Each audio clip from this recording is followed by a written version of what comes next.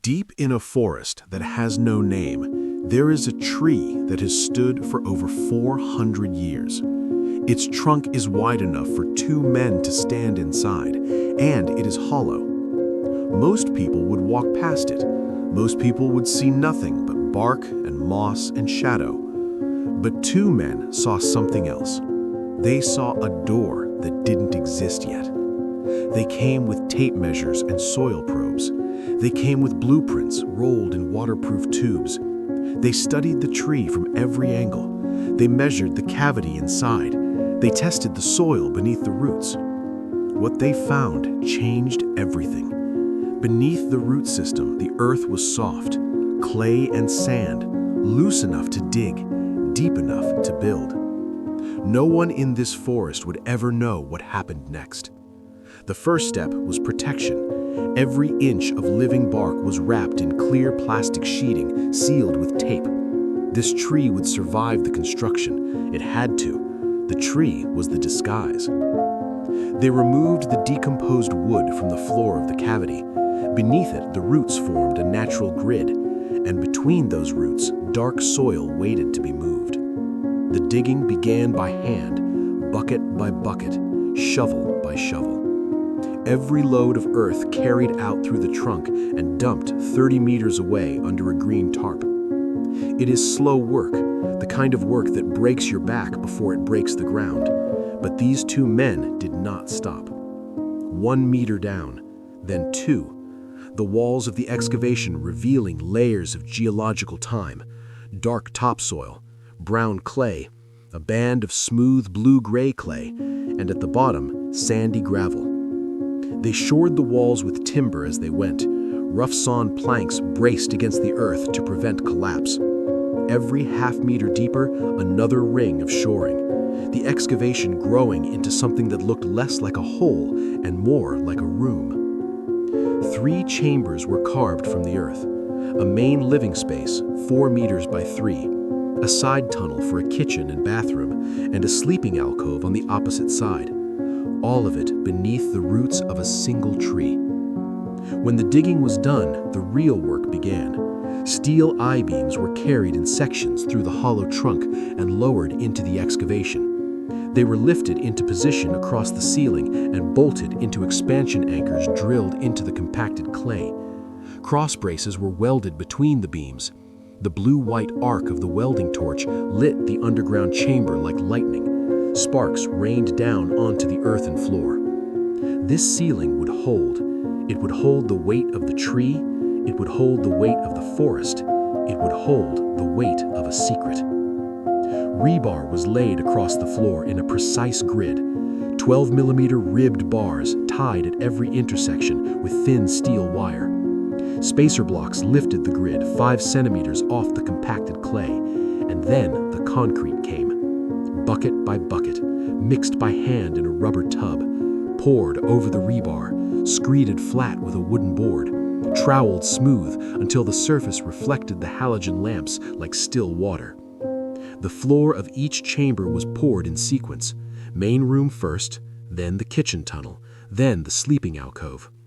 When the concrete cured, they had a foundation. Every wall was sealed with waterproof membrane, every surface painted with thick gray coating that would keep the earth's moisture out forever. Then came the furring strips, vertical treated lumber screwed into the sealed walls, and between the strips, rigid foam insulation boards pressed tight, every gap sealed with expanding foam. The earth was now separated from the living space by 4 layers: waterproof membrane, furring strips, insulation, and then the wood. Douglas fir, tongue and groove, honey-toned planks that changed everything.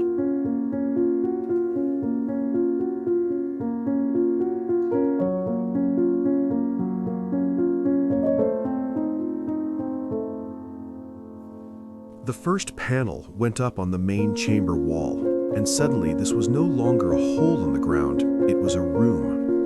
Each plank slid into the groove of the one below, with a fit so precise you could barely see the joint.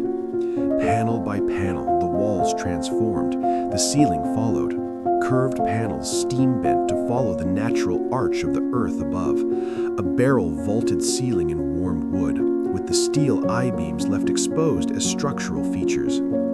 A clear, matte finish brought the grain to life. The underground chamber now glowed like the inside of a wooden ship. The electrical system came next. Gray conduit hidden behind the panels, copper wire pulled through every run. Junction boxes wired with precision, outlets cut into the wood with hole saws and fitted with white receptacles. LED strip lights were pressed into routed channels along every wall-ceiling junction. When they were powered on for the first time, the halogen work lamps became unnecessary. The bunker glowed with warm amber light from every edge. Copper water pipes were sweated together with a propane torch, each joint heated until solder flowed by capillary action into the fitting, a supply line and a drain line running along the ceiling of the kitchen tunnel. A stainless steel sink was set into a walnut butcher block counter. A copper gooseneck faucet connected to the supply lines below, and when the valve was opened for the first time, clear water flowed. There is something about running water underground that changes the way a space feels. It becomes real. It becomes a place where someone could live. The cast iron stove arrived in pieces, heavy, dense. It was assembled on a stone hearth pad in the main chamber. The copper chimney pipe connected to the flue outlet and routed upward through the ceiling, through the root system, and up the hollow interior of the oak tree itself. 25 meters of copper pipe hidden inside the trunk of a living tree. At the top, the pipe exits through a natural crack, disguised with heat-resistant material painted to look like bark. From the ground, you would see nothing, perhaps a thin wisp of smoke on a cold day, perhaps not even that. A battery bank was installed in a small alcove, 4 deep-cycle batteries connected with heavy copper cables, a charge controller mounted on the wall, and somewhere in the forest, a small solar panel hidden beneath dead branches and fern fronds, feeding power through a buried conduit.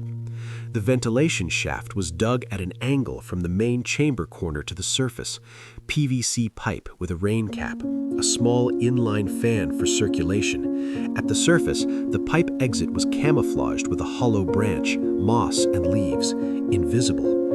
A wooden grill was carved from Douglas fir to cover the interior opening, angled louvers that matched the wall panels perfectly.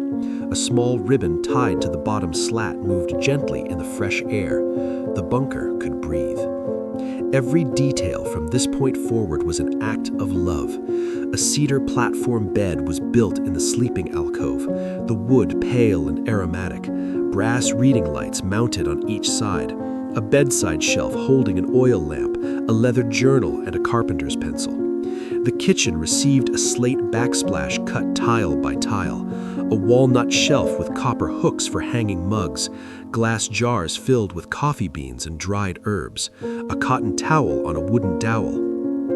The composting toilet was mounted in its alcove behind a simple Douglas fir privacy screen, functional, clean, connected to its own ventilation line.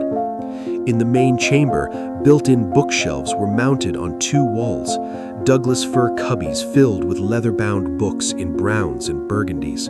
Between the shelves, a living moss panel was mounted in a wooden frame, 4 varieties of green moss, a tiny misting nozzle connected to the water supply. When the mister activated for the first time, microscopic water droplets caught the amber light like golden dust.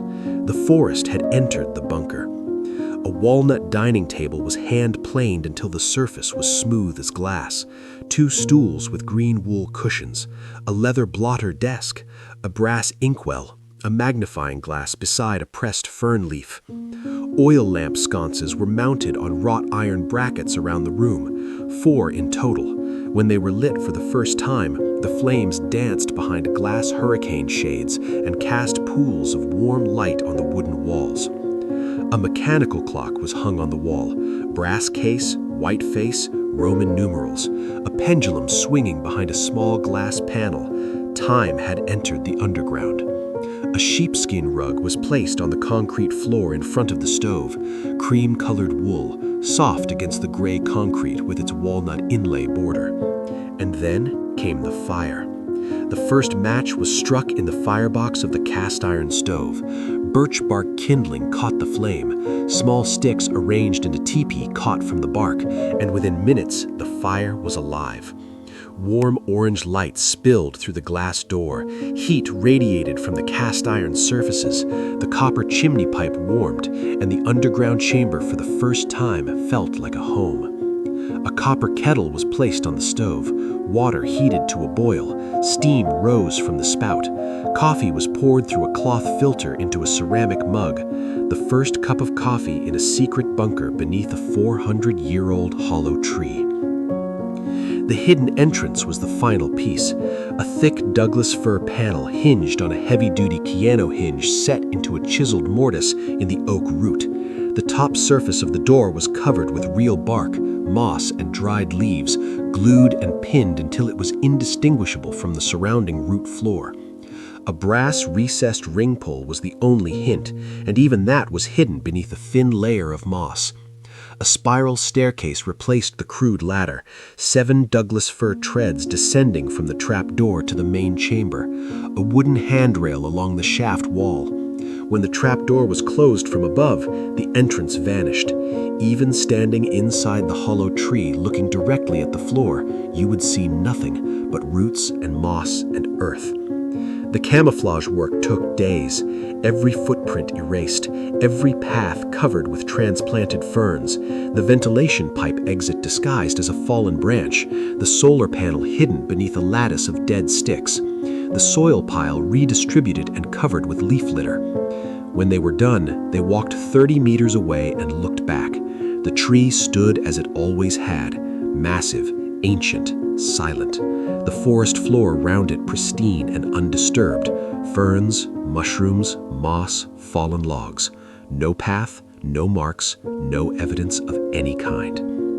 A deer walked past the tree the next morning. It paused at the camouflaged ventilation pipe, sniffed once, and moved on. The forest accepted the disguise.